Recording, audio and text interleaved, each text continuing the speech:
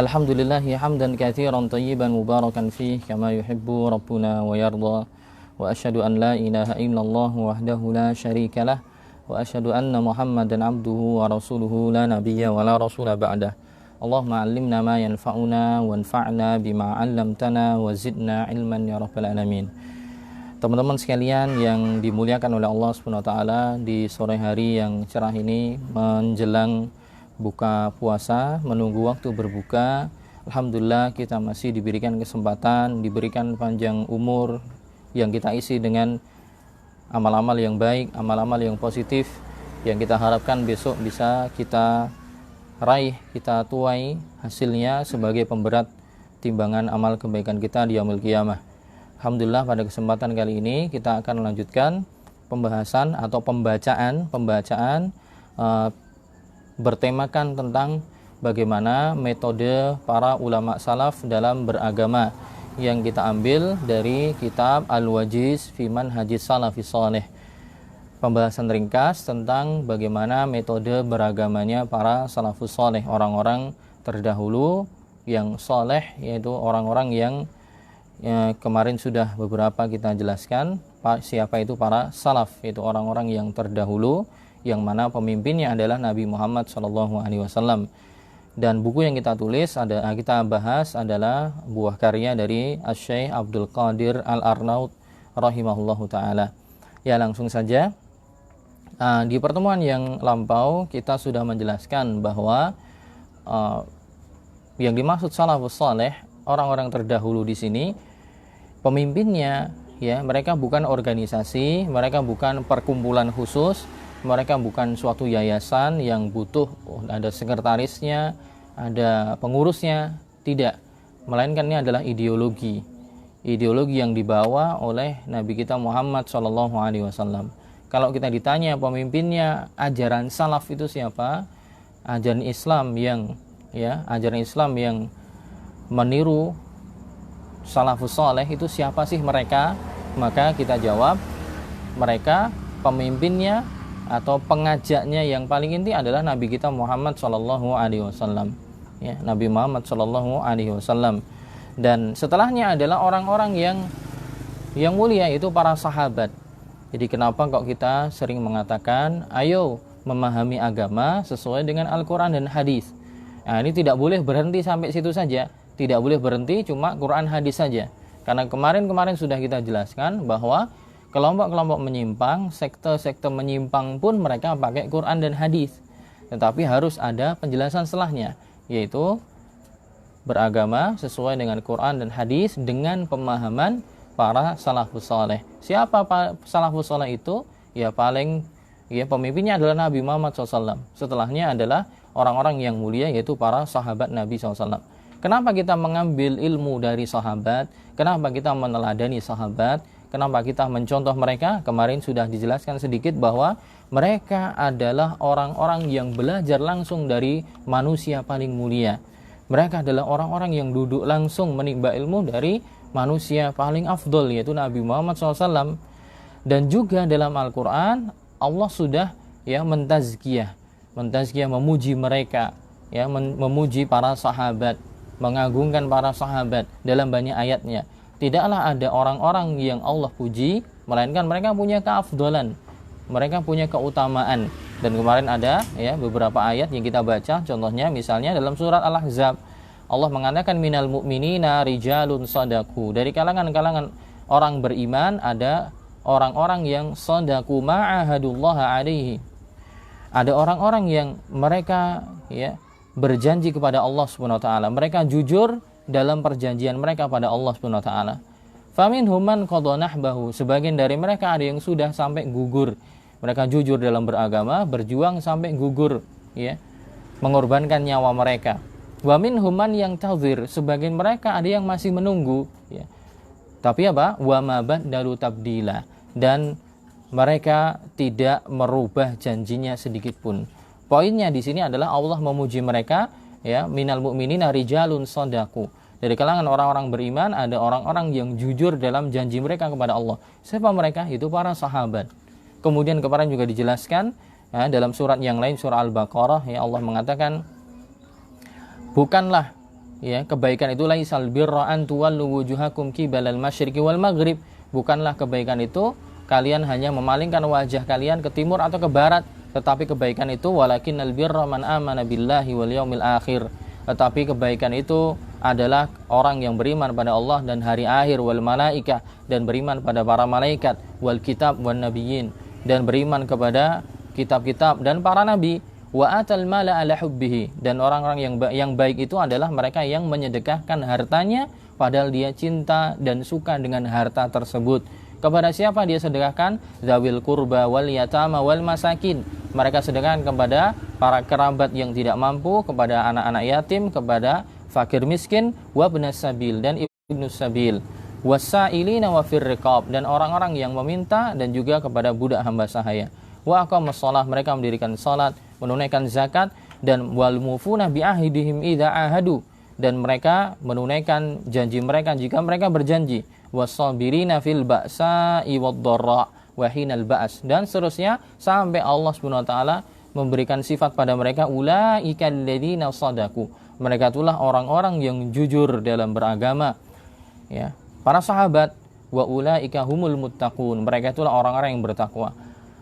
Ya, satu kelompok sampai dihukumi seperti itu, sampai disifati seperti itu, berarti memang, dan Allah tidak berdusta dalam Al-Quran. Allah mendatangkan ya sifat itu, menjelaskan sifat itu dengan hak, dengan kebenaran, ya, dengan kebenaran, mensifati para sahabat sebagai orang-orang yang jujur dalam beragama, dalam mengikuti jalannya Nabi SAW, dan mereka adalah orang-orang yang bertakwa. Hadhil ayah hiya ayatut tadayyun as-sadiq alladhi tasafa as-sahabah bihi radhiyallahu anhum. Syekh Abdul Qadir mengatakan, ayat ini adalah ayat yang menjelaskan cara beragama yang jujur yang disifatkan kepada sahabat Nabi radhiyallahu anhum. Ya. Jadi kata para ulama ini adalah ayat tadayyun, yaitu ayat yang menggambarkan bagaimana beragamanya para sahabat. Mereka orang-orang yang jujur dalam beragama. Ya.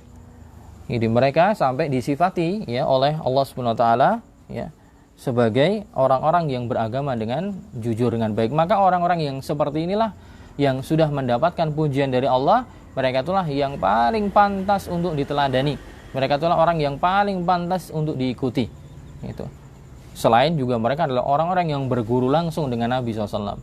Tidak ada orang yang lebih afdol dari mereka. Makanya kita sering dengung-dengungkan bahwa ayo pahami agama sesuai Quran dan hadis, sesuai dengan pemahaman para salafus saleh. Yang paling inti yaitu para sahabat Nabi SAW radhiyallahu anhum. Kemudian dikatakan di sini, fa kitabullah ta'ala dusturuhum wa nizamuhum. Para sahabat ini menjadikan Al-Quran sebagai undang-undang kehidupan mereka, sebagai aturan hidup mereka. Jadi aturan hidup mereka murni aturannya dari Allah Subhanahu wa taala. Ya. Summa sunnah ba'dahu. Setelah menjadikan Al-Quran sebagai undang-undang kehidupan mereka, aturan hidup mereka, mereka juga menjadikan sunnah, yaitu hadis Nabi SAW setelah Al-Quran. Wa hiya abrakul ulumi wa afdaluha. Dan sunnah Nabi SAW, maksudnya hadisnya ini adalah ilmu yang paling berkah dan paling afdol, wa aktsaruha naf'an, dan paling banyak manfaatnya, fid dini wad dunya, dalam perkara agama maupun dalam perkara dunia, setelah Al-Quran Al-Karim. Wa hiya karriyadhi wal basatin. Sunnah-sunnah atau hadis-hadis Nabi yang sahih itu permisalannya seperti taman-taman dan seperti kebun-kebun. Tajidu fiha kulla khairin wa birrin. Kamu mendapati di dalamnya ada segala bentuk kebaikan. Ya. Tsumma ba'da sunnah ma ajma' alaihi salaful ummah wa a'immatuha. Kemudian setelah sunnah Nabi SAW yang bisa digunakan sebagai dalil adalah apa yang disepakati oleh para salaful ummah, itu para salaf dari kalangan umat ini dan imam-imam yang maksud dari kalangan ulamanya. Nah, di sini beliau sedikit mengarahkan kepada kita bahwa dalam beragama ini selain ya berdalil dengan Quran dan juga dengan hadis Nabi, tapi juga ada yang namanya ijma'. Ya, ijma' itu konsensus kesepakatan para ulama. Itu juga bisa menjadi dalil. Dan kita meneladani cara memahami itu semua dengan pemahaman para sahabat radhiyallahu anhum. Kemudian disebutkan di sini wa salafus salih aidan. Salafus salih juga maknanya adalah al-qurunul khiyarah al-mufaddalah allati qala fiha Rasulullah SAW. Yang dimaksud salafus saleh juga terkadang adalah dimaksudkan itu adalah al-qurunul khiyarah, yaitu ya abad-abad yang baik, abad-abad yang yang mulia, ya. Generasi, ya, generasi. Qarn itu generasi yang terbaik, ya. Yang dimaksud salafus saleh di sini maksudnya generasi-generasi terbaik, ya, yang Allah berikan karunia kepada mereka sebagaimana disebutkan dalam hadis, ya, dalam hadis riwayat Bukhari, ya. Dalam hadis riwayat Bukhari disebutkan Nabi SAW bersabda, khairun nasi qarni, sebaik-baik manusia adalah yang ada di generasiku. Itu para sahabat, orang yang ketemu dengan Nabi, ya, berjumpa dengan Nabi, belajar dengan Nabi. Nabi mengatakan khairun nasi qarni, sebaik-baik manusia, sebaik-baik generasi adalah di zamannya Nabi SAW. Tsummal ladzina yalunahum, kemudian yang datang setelah mereka. Jadi setelah sahabat adalah kalangan tabi'in. Tsummal ladzina yalunahum, kemudian yang datang setelah tabi'in yaitu kalangan tabi'ut tabi'in. Ya, itu namanya generasi salaf, yaitu tiga generasi awal atau abad awal para sahabat, ya, yang berguru langsung dengan Nabi, kemudian tabi'in, yaitu orang-orang yang ketemu dengan sahabat tapi nggak ketemu dengan Nabi. Kemudian setelahnya tabi'ut tabi'in, yaitu orang-orang yang ketemu tabi'in, ya, tapi tidak ketemu dengan sahabat.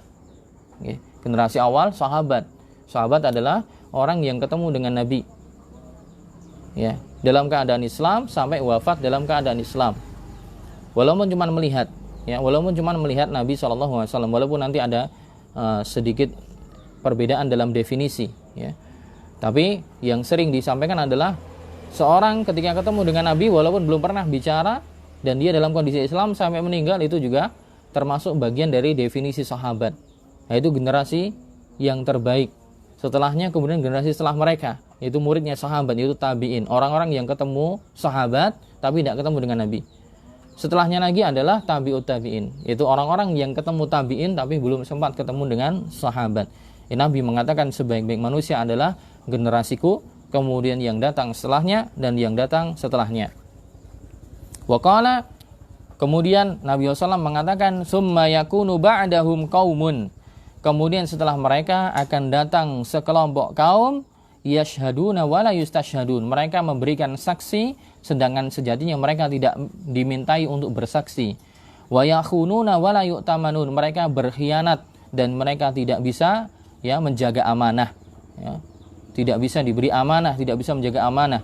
Wa yanziruna wala yufun, mereka bernazar tapi tidak menunaikan nazarnya, berdusta. Wa yadhharu fihi musiman, dan tampak dalam diri mereka atau tampak dalam mereka yaitu kegemukan. Kegemukan di sini maksudnya para ulama ini adalah kinayah, yaitu bahasa kiasan bahwa mereka sudah mulai cinta dengan dunia akhirnya sampai gemuk-gemuk gitu. Tapi poinnya adalah bahwa di sini Nabi memberikan keutamaan pada generasi 3 awal. Tapi generasi setelahnya bukan berarti kemudian semua buruk, enggak, ya. Mereka juga ada yang baik jika mereka mengikuti apa yang ada di generasi sebelumnya. Makanya dalam surat, ya, dalam At-Taubah, ya, dalam Al-Qur'an Allah mengatakan wasabiqunal awwalun minal muhajirin wal ansar, dan orang-orang yang terdahulu dari kalangan muhajirin wal ansar walladzina tabauhum bi ihsan, dan orang-orang yang mengikuti mereka dengan baik. Jadi kalau kita pengen, ya, cara beragamanya bagus, baik, bisa mendapatkan keutamaan sebagaimana keutamaan orang-orang terdahulu adalah mengikuti mereka dengan baik. Allah mengatakan wasabiqunal awwaluna minal muhajirin wal ansar, dan orang-orang terdahulu dari kalangan muhajirin dan ansar walladzina tabauhum bi ihsan, dan yang mengikuti mereka dengan baik. Jadi walaupun tidak di generasi awal, kita di generasi akhir seperti kita sekarang, kita bisa akan mendapatkan keutamaan sebagaimana mereka jika kita mengikuti mereka dengan baik dalam tata cara beragama, dalam metode beragama. Walaupun ada nas khusus memang yang memberikan keutamaan kepada mereka, yaitu tadi hadis tadi bahwa Nabi mengatakan sebaik-baik manusia adalah di generasi beliau dan yang setelahnya dan yang setelahnya. Tapi yang datang belakangan rata-rata apa? Seperti yang Nabi sampaikan, summa yakunu ba'dahum, akan datang setelahnya kaum yang mereka memberikan persaksian sedangkan sejatinya mereka tidak diminta untuk bersaksi. Ini ada syarahnya ya sebenarnya. Wa yakhununa wa la yu'tamanun. Mereka berkhianat dan tidak bisa dijaga amanahnya atau tidak bisa menjaga amanah. Mereka bernazar tidak menunaikan nazarnya dan tampak dalam diri mereka kegemukan, yaitu bahasa kiasan, mereka sudah mulai cinta dunia. Ya.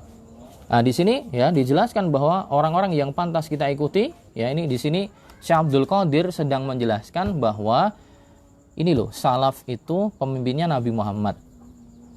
Orang-orang yang mulianya, sahabat, tabi'in, tabi'ut tabi'in, dari kalangan orang-orang soleh di antara mereka.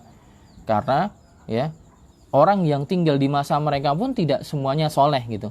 Makanya disebutkan salaf as-soleh, yaitu generasi pendahulu yang soleh. Karena di generasi itu walaupun waktu itu adalah waktu yang punya kemuliaan, tapi nyatanya firqah-firqah sesat juga muncul di zaman itu. Ya. Firqah-firqah sesat itu juga muncul di zaman itu. Di akhir-akhir abad pertama, ya, awal-awal abad kedua itu banyak muncul firqah-firqah, ya, Mu'tazilah, Jabariyah, Qadariyah dan yang lainnya juga muncul di situ. Maka tidak selesai dengan kata salaf saja. Karena pendahulu ini juga macam-macam, bisa buruk, bisa baik. Maka perlu ditambah as-salaf as-saleh. Itu pendahulu yang baik, yaitu dari kalangan sahabat, tabi'in dan tabi'ut tabi'in. Ya, jadi selesai di sini dijelaskan bahwa orang-orang yang pantas kita teladani adalah Nabi Muhammad dan yang mengikuti beliau atau para sahabat, para tabi'in dan tabi'ut tabi'in. Kita mengikuti mereka dengan apa yang mereka bawa, apa yang mereka serukan, metode seperti apa yang mereka pakai. Nah, kemudian di sini Syekh Abdul Qadir kemudian berpindah membahas tentang pokok-pokok agama atau dasar-dasar agama yang dipegang oleh mereka, yang dipegang oleh para salafus saleh. Beliau mengatakan fa usuluddin allati istamsaka biha haula illadina madu min a'immatid din wa ulamaul muslimin. Maka dasar-dasar agama, ya, pokok-pokok agama yang dipegang teguh oleh mereka yang sudah berlalu, mereka sudah lampau, yaitu para imam-imam agama, yaitu ulamanya kaum muslimin, wassalafus salihin, dan para salaf yang saleh, wada'aun nas ilaiha, yang pondasi-pondasi ini, dasar-dasar ini, ya, hal-hal yang prinsip ini diserukan oleh mereka, diserukan oleh para salaf, para ulama. Apa itu? Annahum yu'minuna bil kitabi wa sunnah ijmalan wa tafsilan. Itu mereka, ya, akidah apa ini apa namanya, keyakinan yang dibawa oleh mereka, oleh orang-orang soleh tadi. Apa itu? Annahum yu'minuna bil kitabi wa sunnah ijmalan wa tafsilan, yaitu mereka mengimani, ya, Alkitab, Al-Quran dan sunnah secara global maupun secara tafsil, terperinci, ya. Mengimani secara Al-Quran dan hadis secara global dan terperinci. Wa yashhaduna lillahi azza wa jalla bil wahdaniyah, dan mereka bersaksi, ya, untuk Allah Subhanahu wa taala dengan keesaannya. Maksudnya mereka semua mengakui bahwa Allah esa. Di sini maksudnya kita dituntut untuk bertauhid, ya. Untuk bertauhid, mengesahkan Allah dalam ibadah, dalam masalah rububiyah, dalam masalah asma wa sifat, dalam masalah uluhiyah. Kita mengesahkan Allah Subhanahu wa taala, tidak berbuat syirik. Itulah yang dipakai dan yang diyakini oleh para ulama terdahulu dari kalangan para salafus saleh dan imam-imam setelahnya.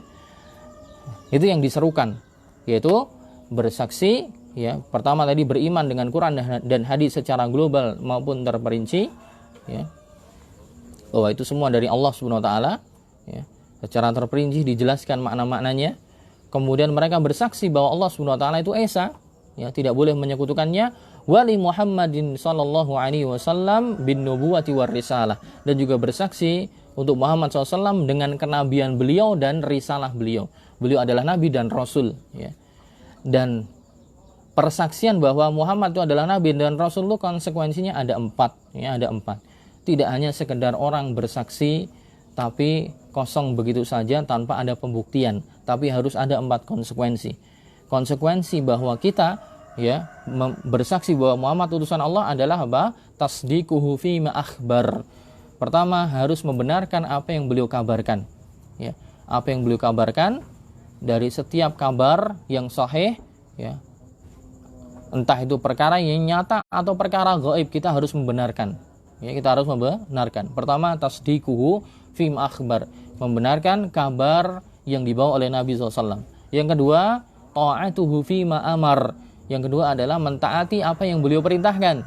Jangan sekedar mengatakan bersaksi Muhammad adalah utusan Allah tapi tidak membenarkan kabar gaib yang beliau sampaikan, atau juga tidak mentaati apa yang beliau perintahkan.